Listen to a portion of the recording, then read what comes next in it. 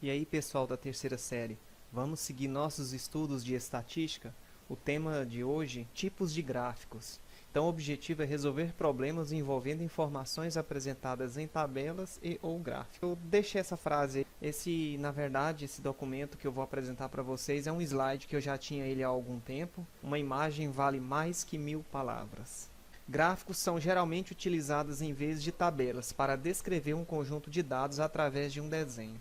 Então, os gráficos, na verdade, é uma representação diferente de tabelas. É uma forma visual mais atraente de você analisar um conjunto de dados. Os principais tipos de gráficos são esses aqui, ó: colunas ou barras, verticais ou horizontais, segmentos ou gráfico de linhas, setor circular, que é também conhecido como gráfico de pizza, e os histogramas. Então, primeiro, gráfico de colunas. Eu quero que vocês prestem bastante atenção, pessoal, que o gráfico de colunas, na verdade, ele é um gráfico de barras, porém essas barras são verticais aqui, nessa posição aqui.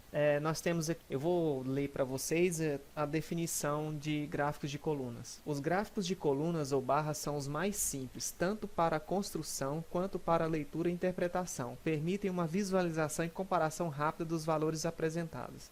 Então, à esquerda aqui nós temos essa tabela que mostra os resultados de uma pesquisa sobre o lazer preferido feita por um professor a alguns amigos. Então, nós temos aqui a primeira coluna lazer e a segunda coluna a frequência absoluta da variável lazer. Os itens aí, esportes, TV, cinema, jogos eletrônicos e outros, com a frequência absoluta na coluna à direita. E mais ao lado aqui nós temos o gráfico que representa essa situação. Repare que todo gráfico tem que aparecer aqui, ó. Nós temos que observar o título dele, que é lazer preferido.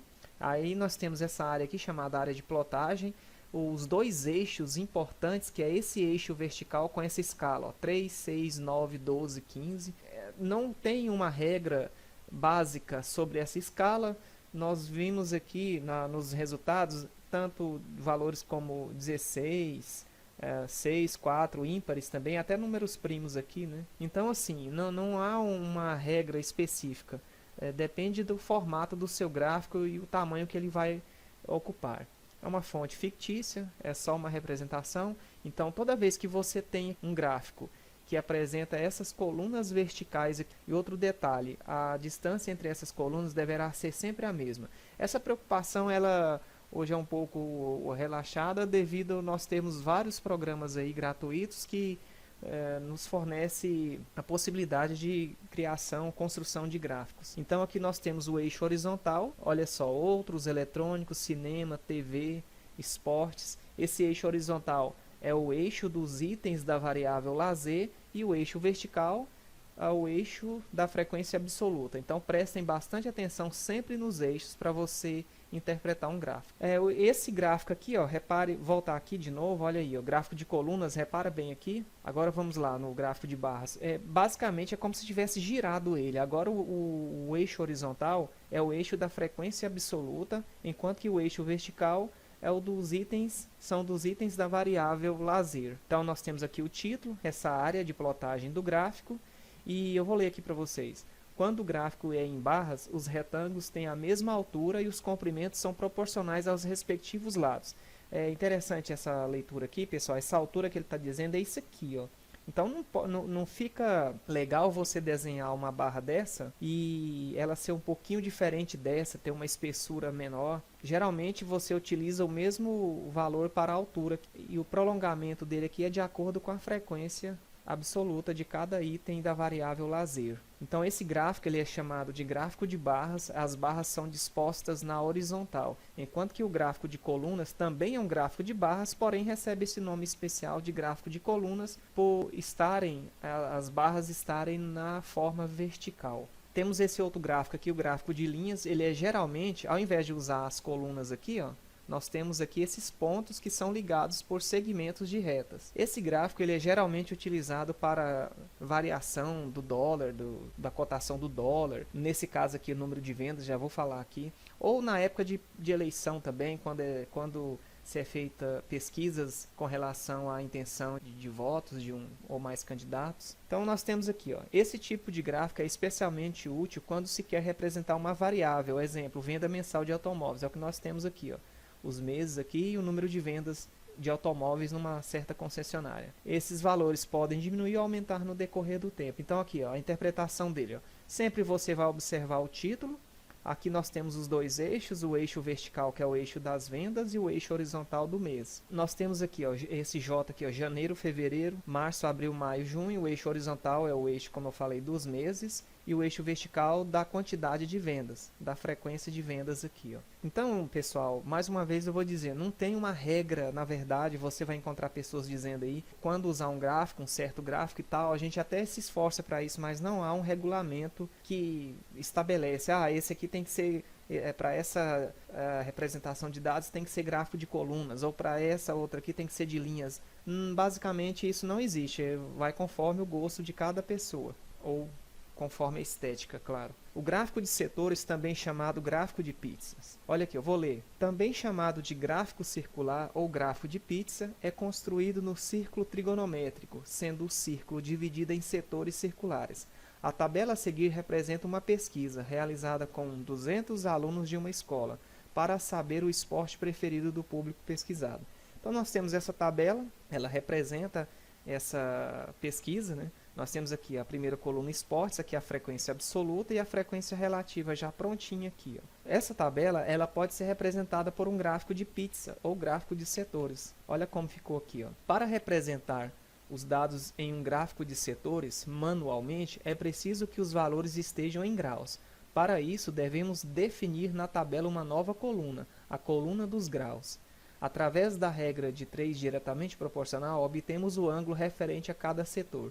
Desta forma, inicialmente, é preciso obter o total de frequência absoluta ou da frequência relativa, que corresponderá a 360 graus. Então, pessoal, é o seguinte, aqui, na tabela anterior, nós tínhamos até a coluna da frequência relativa.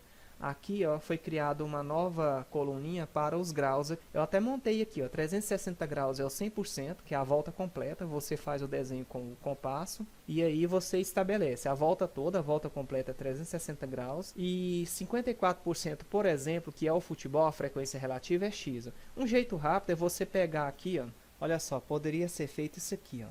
54%, que é a frequência relativa lá do futebol, pode ser chamada também, olha só, 54 sobre 100, né? A gente sabe que esse símbolo aqui é esse 100. Então, como tem dois zeros aqui, seria 0,54. Esse seria o decimal que representa 54%. Então, se você pegar 0,54 e multiplicar por 360 graus, você já acha que esse valor, 194,4. Mas é claro, está lá frente a uma prova. Esqueceu disso? Basta montar aqui, ó, essa regra de 3 direta aqui, ó. 360 graus é o 100%, é a totalidade aqui dos dados que será envolvido nesse setor, né? E x aqui, ó, seria o 54%. Então, 360 graus aqui, ó, é todo o círculo, e os 54% seria quantos graus aqui? Multiplicando o cruzado, resolvendo, você acha. Também poderia utilizar o seguinte, trabalhar com a frequência absoluta. Já que 100% é os 360 graus, 200, a frequência absoluta 200, que são as pessoas entrevistadas lá, sabe, o esporte preferido, são os 360 graus. Enquanto que o total da frequência absoluta para o futebol, pessoas que escolheram futebol, 108 pessoas. Então, esse 108 aqui, ó, eu chamo de x. Como a volta completa lá no círculo é 360 graus, se eu multiplicar a cruzada aqui, ó, eu vou chegar a esse resultado aí também, 194,4. Você trabalha com a frequência absoluta, fazendo essa regra de 3, 200 é o 360 graus do círculo, enquanto que 108 é o que? Chama de x, e você vai encontrar também. Ou você trabalha com a frequência relativa, ou ainda, se você lembrar aqui, ó, basta transformar num decimal e multiplicar vezes 360, que você já acha quantos graus nós teremos para esse ângulo central. Pessoal, o exemplo 2. Uma empresa da área automobilística acompanha o número de defeitos encontrados nos equipamentos enviados para a calibração. Na tabela a seguir, apresentamos os dados referentes a um mês de acompanhamento dos defeitos encontrados nos equipamentos das diversas áreas. Então, nós temos duas colunas aí nessa tabela, centro de custo e número de defeitos. Esse centro de custo aí é pré-usinagem, tratamento térmico, fundição, usinagem, tratamento superficial e o total aí de defeitos, que no caso 89. Como temos um total de 89 defeitos, o setor circular de 360 graus será equivalente a 89. Calculando as proporções, encontramos os ângulos correspondentes aos números de defeitos de cada centro de custo. Com isso, construímos o seguinte gráfico de pizza. Então, olha aí, pessoal.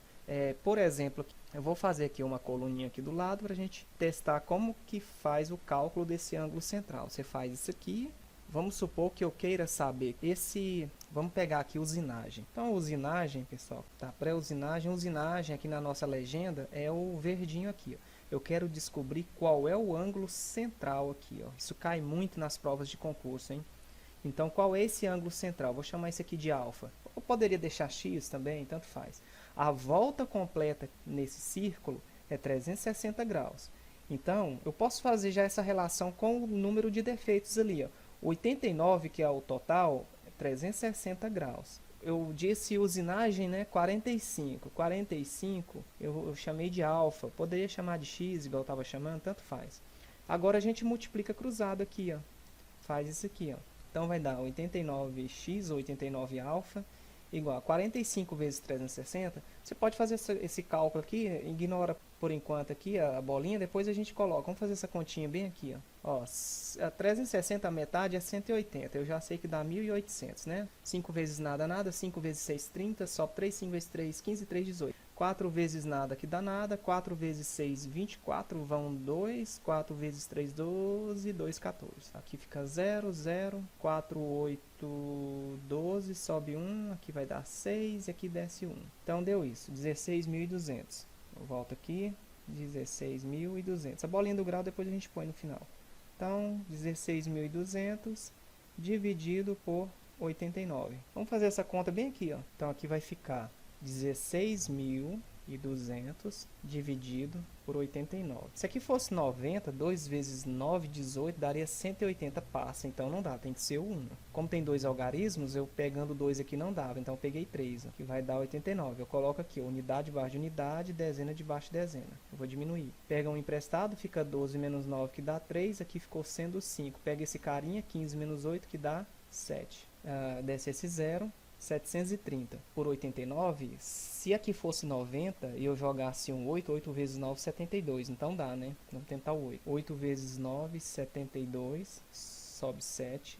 8 vezes 8, 64 e 7, 71. Subtraindo aqui, eu pego um emprestado, fica 10, menos 2, dá 8. Aqui ficou sendo 2, menos 1, que fica 1. 1 menos 1, 0. Então, sobrou 18, o resto sempre menor que o divisor, a conta está correta. Desce o próximo lá, ó. Quando eu descer aqui, ó, 0, dá 180. Se aqui fosse 90, 2 vezes 90, 180, dá, né? Dá para fazer a conta assim. Joga 2 aqui. 2 vezes 9, 18, sobe 1, 2 vezes 8, 16 e 1, 17. 178 para 180, resta 2 aqui. Bom, terminou, né? Eu quero continuar aqui, vamos continuar essa conta. Se eu inventar um 0 aqui, eu jogo vírgula. Como eu inventei e não deu, eu tenho que inventar mais um 0. Então, quando eu invento esse 0 aqui, aí você tem que jogar o 0 aqui, ó. Agora, se fosse 90 para 200, 2 vezes 90, 180. Então, aqui é 2. Então, tá, 2 vezes... Eu não vou continuar essa conta. Já temos dois algarismos aqui. Então, aproximadamente aqui, vai ficar 182,02 de graus. Eu vou colocar aqui, ó, usinagem, né, que a gente escolheu, 182. Trabalhando com esse arredondamento, assim... É claro que ao final, somando, não vai dar 360, vai sempre faltar alguma coisinha, tá? Vai dar 359 alguma coisa. Mas é isso, pessoal, o cálculo é feito dessa forma, tá? Você faz a associação, 89 é todo o setor circular, que é de 360 graus, é todo o círculo, a volta completa dele. Você relaciona lá a frequência de cada item para x, chamando de x, ou eu chamei ali de alfa, e multiplica em cruz aqui, ó, como foi feito aqui, ó. Agora, se você tem lá a frequência relativa, pode fazer com a porcentagem da forma que eu expliquei na tela anterior. O próximo gráfico é o histograma. Utilizamos um histograma para representar uma distribuição de frequências cuja variável tem seus valores agrupados em intervalos. É o que a gente viu na aula passada. Trabalhou com dados agrupados em classe. O gráfico ideal é o histograma, que é esse gráfico de barras verticais aí, onde essas barras são coladas uma na outra. O histograma é um gráfico formado por retângulos justapostos, colados um no outro, cujas bases são construídas sobre o eixo das coordenadas cartesiana, considerando o primeiro quadrante. Então, novamente, você observa aqui, ó, os dois eixos. Esse eixo aqui, ó, é o eixo da frequência absoluta, que é o total de cada item, ok? E aqui é o eixo horizontal, que representa, no caso aqui, a altura. Nós temos uma tabelinha à esquerda aqui, ó, bem simples, que diz o seguinte: altura em metros. Aí nós temos aqui o intervalo de classe de 1,50 m, 1,5 m a 1,65 m, 3 pessoas. De 1,65, ó, veio para cá, né? A 1,80, 6. De 1,80 a 1,95, 4 pessoas. Então, repare que do zero até aqui, ó, o 1,50 m, nós não temos ninguém, esse intervalo. E essa distância, pessoal, é a mesma largura aqui, ó, das colunas. Você poderia... também existe um cálculo que você pega essa extremidade aqui, ó, que vai de 1,50 a 1,65, pega isso, soma e calcula aqui o ponto médio aqui, é chamada de marca dessa frequência, no caso do histograma.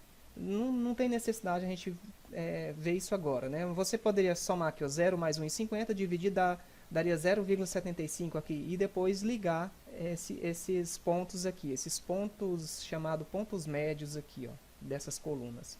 Ok? Então, esse gráfico ele é muito utilizado para tabelas que apresentam intervalos de classes. Vamos lá, vamos para o próximo. Aqui nós já temos uns exemplos aqui para serem resolvidos. Prova diagnóstica 2013. O gráfico abaixo representa as vendas de aparelhos celulares em uma loja no primeiro semestre do ano. Então, aí, pessoal, você vê um gráfico de colunas.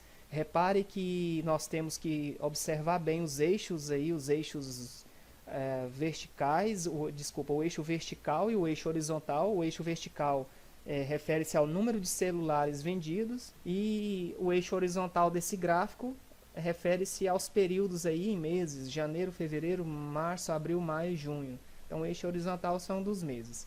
E nós temos na área de plotagem essas linhas bem clarinhas aí, ó, vocês conseguem ver, que são marcas aí que vai de 0 até 40, e nós temos esses intervalos com a mesma distância, esses intervalos. Então, se eu contar de 0 até 40 aí, olha aqui, ó, 1, 2, 3, 4, 5, 6, 7, 8. São 8.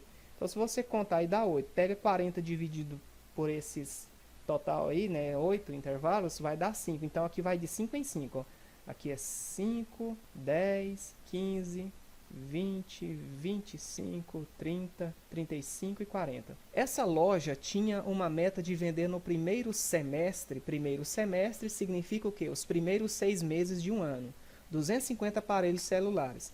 Pode-se afirmar que a meta foi atingida? Conseguiu vender esses 250? B. A meta foi superada? C. Faltaram menos de 50 unidades para se alcançar a meta? D. As vendas ficaram 75 unidades abaixo da meta? E E. As vendas aumentaram mês a mês. Bom, analisando aqui logo a letra E, dá para ver que não, né? Não aumentaram mês a mês. Aqui realmente aumentou, mas aqui já caiu. Aqui manteve, né, a mesma quantidade de vendas, então não é isso. Se a meta foi atingida ou se ela foi superada acima de 250, ou se faltaram aparelhos, nós vamos ter que somar então. Janeiro aqui, por exemplo, como eu já marquei aqui, ficou fácil, 5, 10, 15, 20. Aqui são 20, aqui 25, aqui novamente 20, 25, 30, aqui 35, aqui 35 e aqui 40. A gente pode somar agora isso daqui, ó. Vamos somar aqui, vamos pegar aqui, ó. Se eu pegar aqui, ó, 35 mais 35 aqui, ó, dá 70. Com 40, 110. Com esses 20 aqui, 130. Com esses outros 20 aqui, 150. Com esses 20 aqui, 175. Então foram vendidos 175 unidades, ok? A meta era de 250. Então eu já sei que a meta não foi atingida e nem foi superada. Agora faltaram menos de 50 ou ficaram... as vendas ficaram 75 unidades abaixo. A gente faz aqui uma subtração. Se bem que dá para fazer mental aí, né? Mas vamos lá. Diminuindo aqui, ó, pega um emprestado aqui, que fica 4, que fica 10 menos 5, dá 5. Pega um emprestado, que fica 1, que é 14 menos 7, dá 7. 1 menos 1. Se foram vendidos nesses 6 meses aí 175 unidades, faltaram 75 para 250.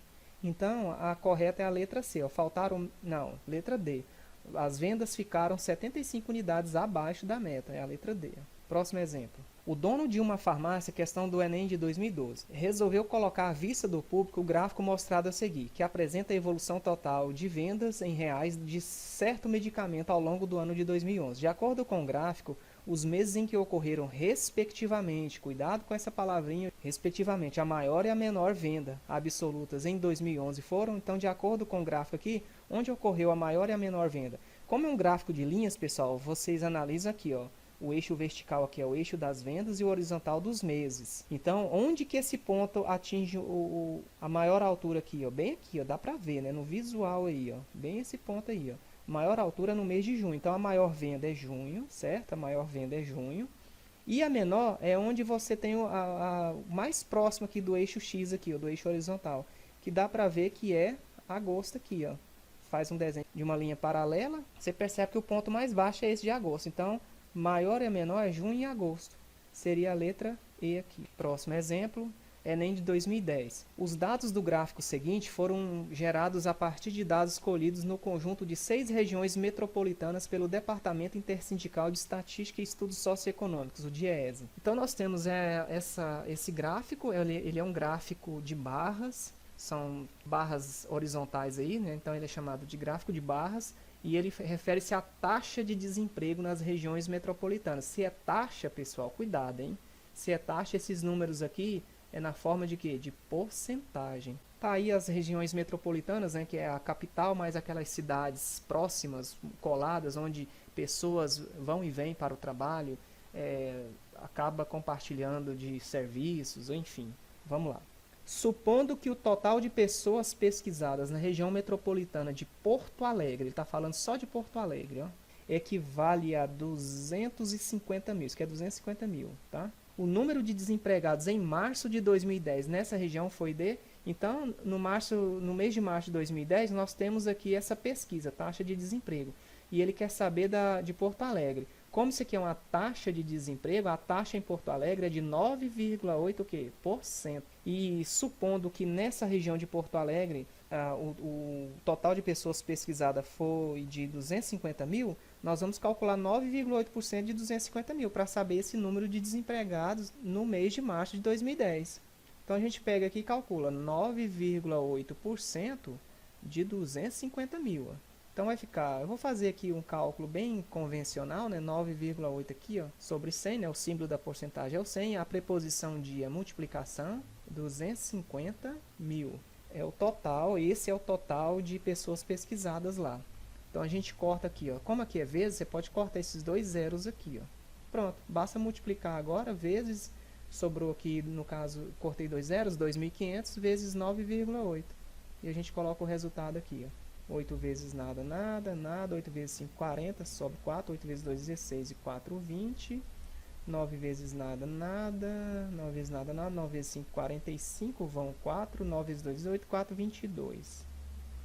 Então aqui nós temos 0 aqui, 0, 5 e 0 dá 5, 2 e 2, 4, desce esse 2 aqui. Como eu tenho aqui nesses fatores um algarismo após a vírgula, eu conto da direita para a esquerda uma casa, ok? Então deu 24.500. O resultado eu não vou colocar aqui na frente, não cabe, vou colocar aqui embaixo. 24.500. Então a taxa de 9,8% de 250 mil pessoas pesquisadas lá dá esse total, 24.500. Seria a letra A aqui, 24.500. Ok, pessoal? Esses foram alguns exemplos aí. Aqui nós temos a atividade, tá? Atividade 1 tá aí. Atividade 2. Atividade 3 também. Atividade 4 e atividade 5. Esse conteúdo aí de estatística, como eu falei, aparece muita coisa aí envolvendo tabela, envolvendo gráficos. É isso. Valeu. Próxima aula eu venho com a correção dessas atividades. Valeu.